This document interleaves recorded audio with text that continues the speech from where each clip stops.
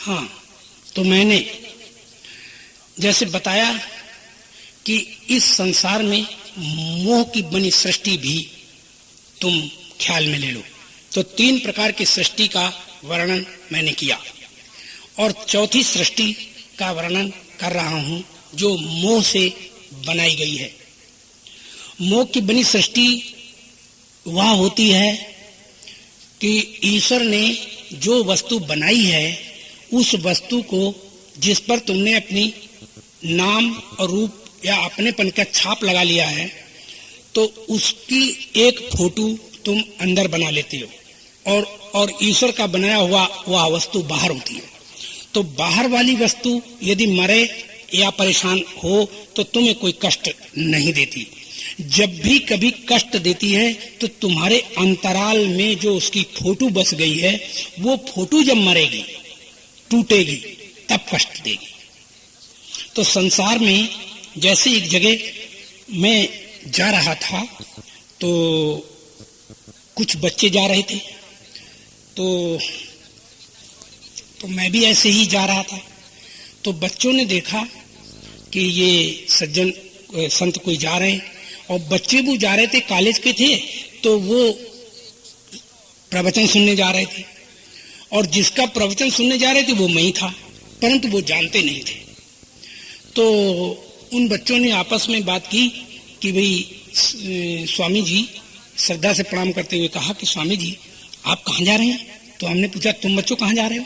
बोले मैं फला प्रांगण में, फला कॉलेज के प्रांगण में जा रहा हूँ। हमारे कॉलेज के प्रांगण में स्वामी हरिद्वार से आ रहे हैं, स्वामी फला, तो उनके प्रवचन सुनने जा रहे हैं। तो हमने कहा वहीं मैं भी जा रहा हूँ। तो उन्होंने कहा कि महाराज आप कहाँ से पधारे? तो हमने कहा मैं हरिद्वार से पधारा। तो बोले हरिद्वार, तो आपका शुभ नाम? तो हमने बताया कि मेरा अमुक नाम। अरे सब पैर पकड़ पड़ने लगे, अरे महाराज माफ करो, मुझे क्षमा करो, क्षमा करो महाराज, मैं जानता नहीं था, मुझसे भूल हो गई। तो मैंने कहा नहीं नहीं नहीं, ये बात समझने योग्य है। बोले क्या? देखो, जो मैं तुम्हारे सामने ईश्वर का बनाया हुआ था तो मैं तो कष्ट दे नहीं रहा था तुम्हें। अब तुमने हमारी सुन के फोटो अपने अंदर बनाई थी कि फला संत कोई आ रहे हैं, उनके प्रवचन सुनने जा रहे हैं, तो मेरी फोटो कल्पना से तुमने अपने अंदर बनाई थी। तो असली फोटो जब सामने तुम्हारे आ गई तो तुम्हारी नकली फोटो जो बनाई थी तुमने वो मिट गई, तो तुम्हें कष्ट दे रही है। कौन सी फोटो ने कष्ट दिया? जब असली फोटो सामने आई तो नकली फोटो टूट गई, अंदर टूट गई, तो इसलिए अब तुम्हें कष्ट दे रही है। तो वो नकली जो फोटो अंदर लोग बसा लेते हैं, बना लेते हैं, वो नकली फोटो ही मोह का बना हुआ संसार कहलाता है। देख लो, तुम अपना घर तुम्हारे हृदय में बसा हुआ है, तुम्हारे यहाँ सोफा सेट और तुम्हारे यहाँ डाइनिंग टेबल और तुम्हारे यहाँ वो फ्रिज, टेलीविजन, वे सब तुम्हारे हृदय में बसे हैं। अभी हम दूसरे तरह का टेलीविजन दिखाएं तो तुम कहोगे ये हमारा नहीं है, ये हमारा नहीं। क्यों? कि तुम अपने अंदर से बसाए हुए से मिलाओगे, वो मिलेगा नहीं, तो तुम कहोगे ये हमारे नहीं है, ये हमारे नहीं है। तो हम ये बात कह रहे थे कि एक तो संसार, एक तो पति बाहर है जो भगवान ने बनाया, वो तो तुम्हारे लिए दिया है, तुम्हारे लिए है पर तुम्हारा नहीं है। तुम्हारे लिए तो है पर तुम्हारा नहीं है। तो वह तो तुम्हें दिया है हमने संसार में खेलने के लिए, मौज लेने के लिए, पालने के लिए। लेकिन एक संसार और है, एक संसार है जो तुम ने उसकी फोटो अपने आप अंदर बना ली है, तो वो मोह का बना संसार है। और वो मोह का बना संसार जब भी टूटता है, जब भी टूटेगा, जैसे कोई भाग के आए कहे कि तुम्हारा जो टेलीविजन चोरी चला गया, तो हृदय से वो टेलीविजन निकल जाएगा तो तुम्हें कष्ट दे जाएगा। है कहे कि टेलीविजन तुम्हारा टूट गया, तो सुनते ही तुम्हारे हृदय में जो बसा हुआ टेलीविजन टूट जाएगा, तो तुम्हें कष्ट देगा। तो बाहर वाला टेलीविजन कष्ट नहीं देगा, जब भी अंतराल वाला देगा। इसलिए हमारे यहाँ ऋषियों ने क्या कहा? ऋषि कहते हैं कि भूल करके, सन्यास क्या है? बोले क्या? बोले भूल करके अपनी आकृति ऐसी मत बनाओ जो कोई तुम्हें अंदर धारण कर ले, तो जिसके हृदय में जाके तुम बस जाओगे तो उसको तुम कष्ट दोगे। और कभी भूल कर दूसरे की फोटो अपने अंदर मत बसाओ। तो इनसे दोनों से सन्यास जो ले लेता है वो जिंदा जिंदा दुनिया में उसे कोई दुखी सुखी नहीं कर सकता। वो मोह के जाल से मुक्त होता है। किसी की फोटो हृदय में धारण नहीं करना चाहिए। किसी की आकृति को अपने हृदय में धारण करोगे तो कष्ट पाओगे। और कभी कभी लोग अपने शरीर को इतना ज्यादा सुंदर और स्वच्छ बना लेते हैं, सुंदर बना लेते हैं। तो जिनको सुंदर बना लेते हैं और स्वच्छ बना लेते हैं तो उनकी आकृति कोई बसा लेता है। और उनकी, चूंकि उसने टीका पता लगाया और लीपा पोती की और वो सुंदर लगने लगा, था तो वो अपनी तरह, लेकिन तुम उसने ऐसे लगा लोगों को वो बढ़िया दिखाई देने लगा, तो तुम किसी के हृदय में जाके बैठ गए। वो किसी को अच्छा लगा, बस अब तुम कष्ट दोगे किसी को। इसलिए सन्यास उसे कहते। तभी तो हमारे यहाँ सन्यासियों को देखा होगा कि अक्सर जटा जूटे संशोभितम, जटा जूट रखाए होते हैं। और हमारे सन्यासियों को रोका जाता है तेल भी नहीं लगाओ, हमारे सन्यासियों को रोका जाता है साबुन भी मत लगाओ, हमारे सन्यासियों को रोका जाता है ऐसा कुछ नहीं कर सकते आप, जैसी स्थिति है उसी में चलो। ऐसी सन्यास की स्थिति कि ताकि तुम्हें कोई अच्छा रूप न जान पाए और अपने अंदर न बसा पाए तो तुम उसको कष्ट नहीं दोगे। और अगर तुमने किसी को बसा ली तो फिर तुम्हें कष्ट होगा। इसलिए किसी के स्वरूप को से, दोनों स्वरूपों से अलग होना सन्यास है। माने दुखों से छूटना। सन्यास का मतलब है दुखों से छूटना, दुखों से छूट जाओगे।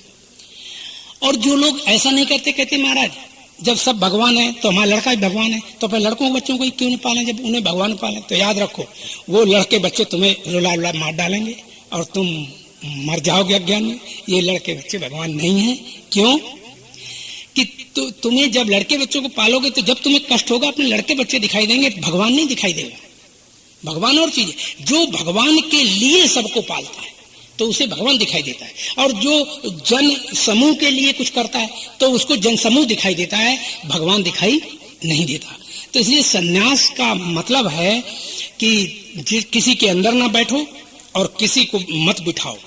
इन दोनों से सन्यास ले लो तो इस दुनिया में कष्टों से तुम परे रह जाओगे, कोई बंधन में तुम्हें नहीं डाल पाएगा। तो जैसे एक दृष्टांत और है, एक दृष्टांत है। जैसे एक बुढ़िया बैठी थी, तो बुढ़िया बैठी थी तो वो भागते हुए कोई व्यक्ति आया बुढ़िया के पास और कहा तुम्हारा लड़का जो है फला चौराहे पर एक्सीडेंट हो गया है उसका, वो वहां पड़ा है, उसे उठा लो। तो बुढ़िया एकदम चीखी और रोती हुई भागी और सबसे कह रही जल्दी आओ जल्दी आओ जल्दी आओ, भागती जा रही जल्दी आओ, भागती जा रही, रोती जा रही, भागती जा रही। जब वहां उस लड़के के पास पहुंची तो देखा कि हमारा लड़का ही नहीं है। तो बोलो अब रोएगी? तो अब कौन सा लड़का मरा था उसका? अंदर वाला मरा था, तो तब रोई थी। और जब असली देखा कि वहां हमारा है ही नहीं तो फिर रोना बंद हो गया, रोना है ही नहीं। इसलिए सृष्टि में कोई भी आदमी कहीं रोता नहीं देखा नहीं गया दूसरे के लिए। जब भी वो रोता है अपने बनाई हुई सृष्टि के लिए रोता है। और ये वो जान नहीं पाता कि हमें क्या जानना चाहिए, क्या करना चाहिए। क्या करता है? बस राम राम श्याम श्याम चिल्लाता है। जब कोई मरा तो भगवान भगवान चिल्ला रहा है कि कृपा करो महाराज, और जब नहीं कोई मरा तो फिर भगवान भगवान चिल्ला। तो पागल, ऐसे लोग पागल होते हैं कि जो दूसरे के सहारे पर जीते हैं। ये मनुष्य जन्म है, ये मनुष्य जन्म मिला है तुम्हें।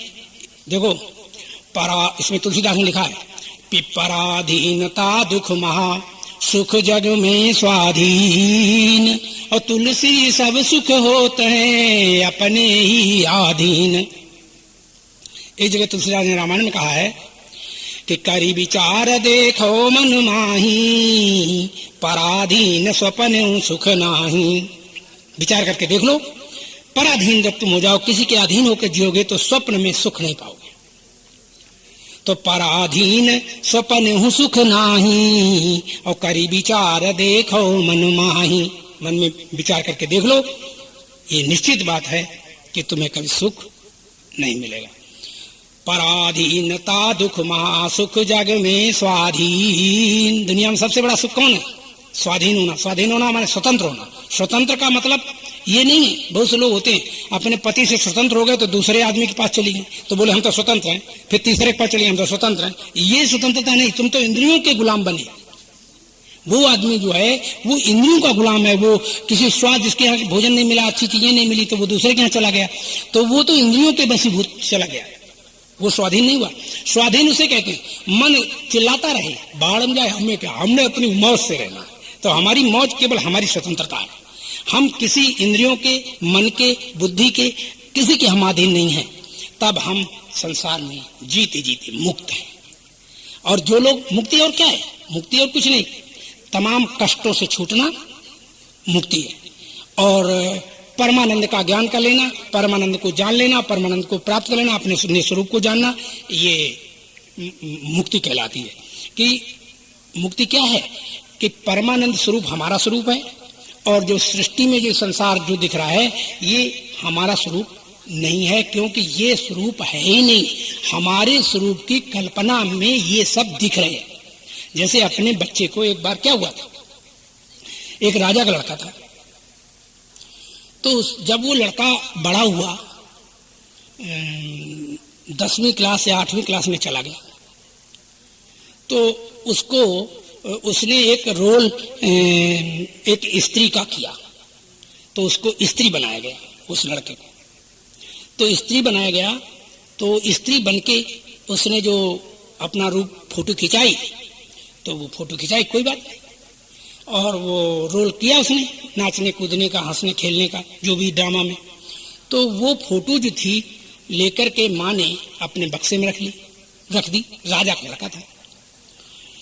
तो राजा का लड़का जब बड़ा हुआ तो ये कहा गया कि भाई तू ऐसा कर कि अब तेरी शादी की जाए। तो उसके सामने तमाम लड़कियों की फोटो लाई जाती रही कि देखो ये फला राजा की लड़की है, ये इतनी पढ़ी लिखी, इतनी सुंदर है, इतनी सुशील है। तो वो सबको इनकार करता था, ये लड़की ठीक नहीं है, ये लड़की ठीक नहीं है, ये लड़की हमें पास नहीं है।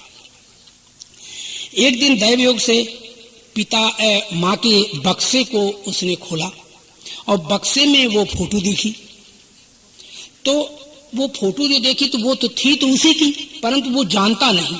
तो वो बोला कि माँ, हम इस लड़की से शादी करना चाहते हैं, ये लड़की बढ़िया।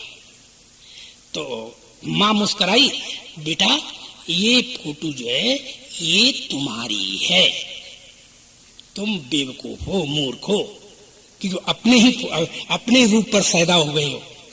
ये कोई लड़की नहीं है, ये तुम ही हो। ठीक इसी तरह, बिल्कुल ठीक इसी तरह जिनके ऊपर तुम पैदा हुए हो, वो पुरुष, वो स्त्री, वो सब तुम्हारा ही स्वरूप है। वो दुनिया में कोई और अन्य स्वरूप नहीं है। जैसे हम तुम्हें एक बात दिखाएं कि इस सृष्टि में सारे रूप किसी दूसरे के नहीं है, सब तुम्हारे रूप है। कैसे कि तुम अब सारे रूपों को अपनी आंख बंद कर लो, लाओ कोई रूप अपने सामने करो, तो कोई रूप नहीं आएगा। अब देखो आंख खोलो तो सारे रूप दिखाई देने लगे। तो तुम्हारे अंदर से सारी सृष्टि निकल आई। ये बाहर है ही नहीं। तो बाहर न पति है, न पुत्र है, न जगत है, न ये दुनिया है, न सूरज है, चांद है, सब हमारे अंदर है। क्यों कि हम अपनी गोलक बंद कर लें आंख, और जो बंद की तो सारी सृष्टि खत्म। न सूरज है, न चांद है, न प्रकाश है, न ये जगत है, कुछ भी नहीं रहा। और आंख खोली तो सब दिखाई देने लगता है। इसलिए ये सारी सृष्टि हमारा ही स्वरूप है। जैसे वो बच्चा अपने स्वरूप पर मोहित हो गया, ऐसे ही हम सब अपने स्वरूप पर मोहित हो गए हैं। और हमने कभी भी ये नहीं जान पाया कि ईमानदारी से कि ये सारी सृष्टि हमारा स्वरूप है। और हर आदमी अपने स्वरूप होने के नाते हर व्यक्ति को गले लगाना चाहता है, हर व्यक्ति को पास बैठना चाहता है, हर व्यक्ति से बात करना चाहता है, हर व्यक्ति से अखंडता, एकता स्थापित करना चाहता है। क्यों? अपने नाते ये जो हैं हम। इसलिए दुनिया में ऐसी कोई चीज नहीं है कि जिसको हम गले नहीं लगाना चाहते। जितनी गंदगी है ना, इस गंदगी को साल भर के बाद गंदगी को भी हम गले लगाते हैं। कैसे? और तुम रोज लगाते हो। कैसे? जब गंदगी को साफ करते हो तो हाथों में उठाते हो कि नहीं? गले लगाई कि नहीं? मैंने ऐसा नहीं है कि तुम गंदगी को हाथ में नहीं छूते। तो हर चीज को किसी समय वो चाहे उसको फेंक दो, फेंकने में सुख मिलता है, किसी को पकड़ने में सुख मिलता है। तो वहां वास्तव में सुख दुख देने वाला कोई और नहीं है, तुम्हारा ही स्वरूप है। जब कोई ये जान पाता है कि सारे हमारे स्वरूप हैं, तब इस स्वरूप में जो मोहकता है, जो लावण्यता है, माधुर्यता है, तो वो तुम्हारी संसार में है। इसीलिए सूरज में तेज, चंद्रमा में वो शांति और प्रियता, और चंद्रमा में ठंडक, ये तुम्हारा स्वरूप है। ये जल में तरलता, गुड़ में मिठास, माधुर्यता, और ये सृष्टि में राम कृष्ण ब्रह्मा विष्णु में जो मोहकता और प्रियता भास रही है, वो तुम्हारा स्वरूप बन के भास रही है, वो दूसरा कोई और नहीं है। और ऐसा जो जीवन में साक्षात्कार कर लेता है, ऐसे जो जीवन में समझ जाता है, समझ जाने का मतलब साक्षात्कार करना, समझ जाता है, वो जीते जीते समस्त बंधनों को यहीं काट डालता है और बंधनों से काट करके फिर संसार में प्राणी मुक्त हो जाता है। तो इस संसार में हम आए हैं तो यहाँ अन्य कोई कारण और नहीं है कि हमको कोई कष्ट दे सके। हमको जब भी कोई कष्ट देता है तो उसको मैं पहला मेरा बनाता हूँ। यही सृष्टि में कष्ट देने वाले भगवान राम ने यह बात अच्छी तरह समझाई रामायण में। लक्ष्मण ने भगवान राम से यह प्रश्न किया कि भैया ये माया कितनी है, माया को बताओ।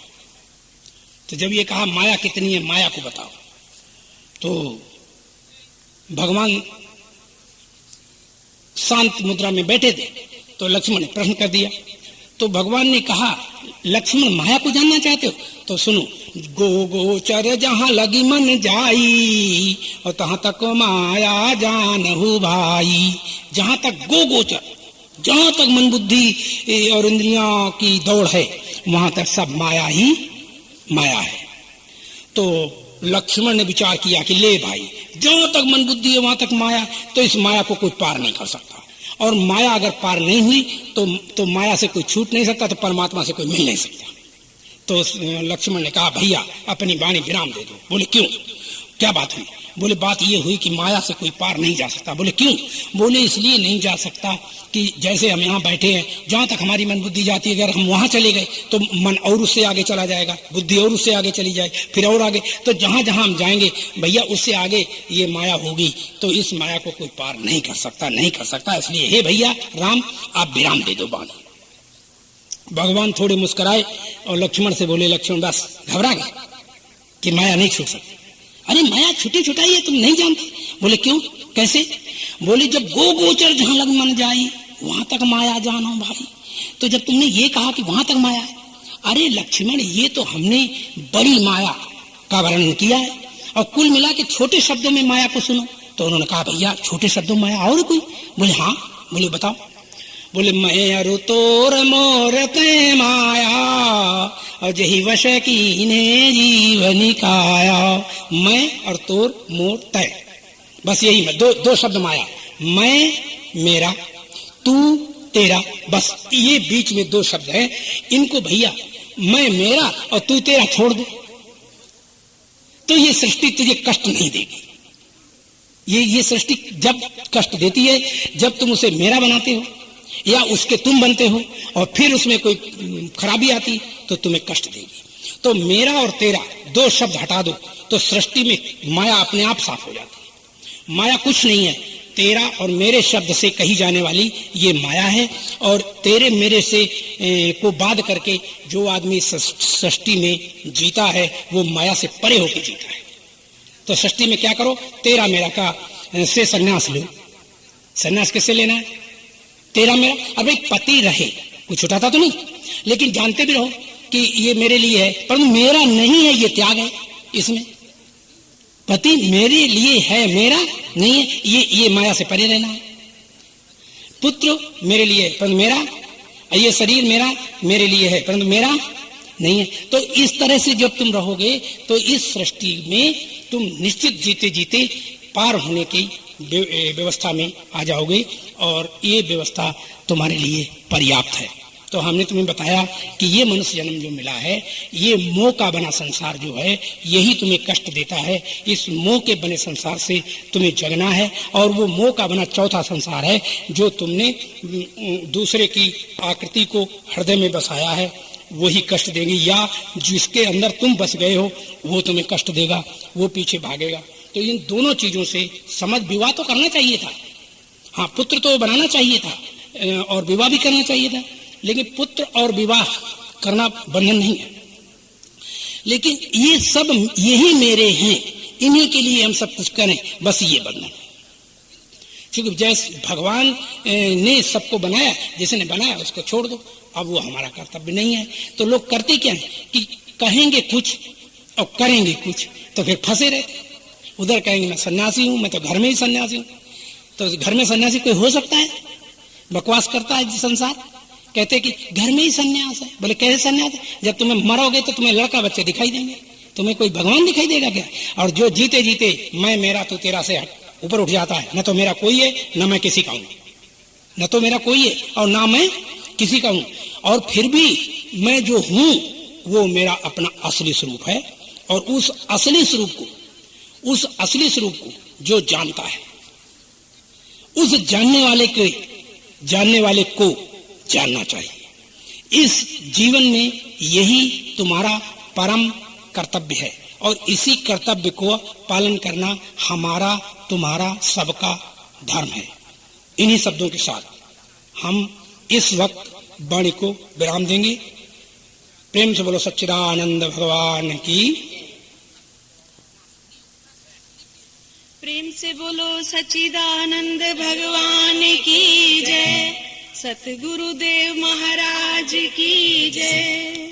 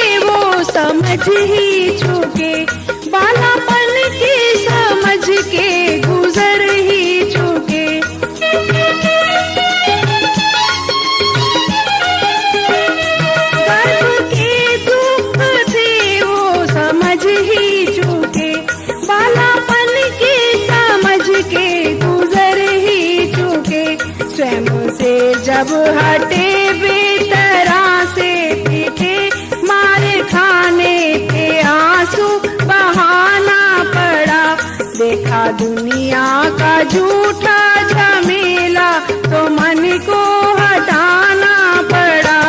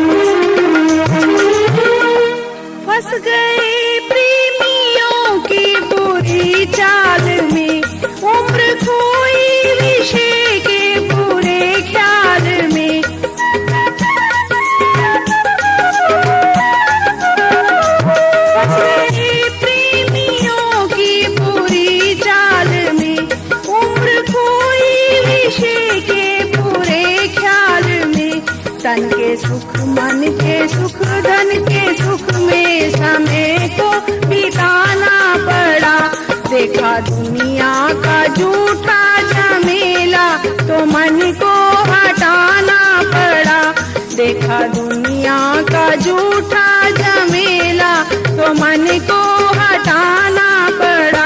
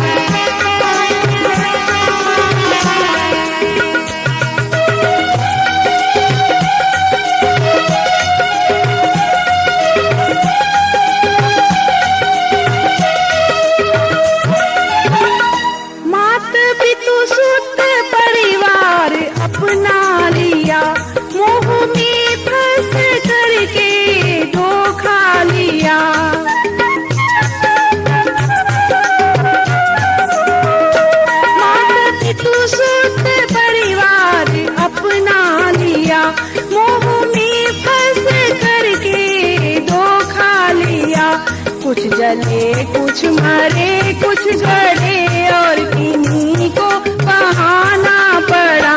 देखा दुनिया का झूठा झमेला तो मन को हटाना पड़ा।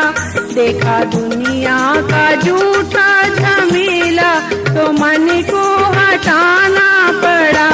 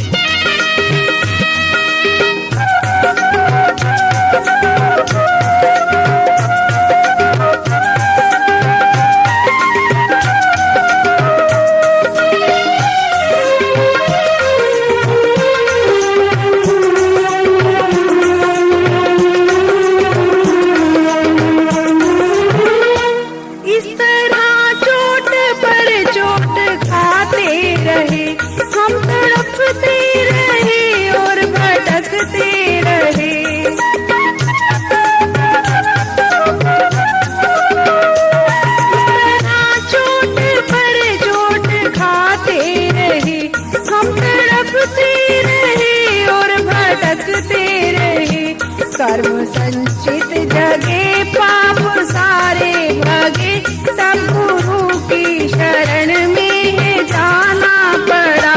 देखा दुनिया का झूठा झमेला तो मन को हटाना पड़ा। देखा दुनिया का झूठा झमेला तो मन को हटाना पड़ा। देखा दुनिया का झूठा झमेला तो मन को हटाना पड़ा। देखा दुनिया का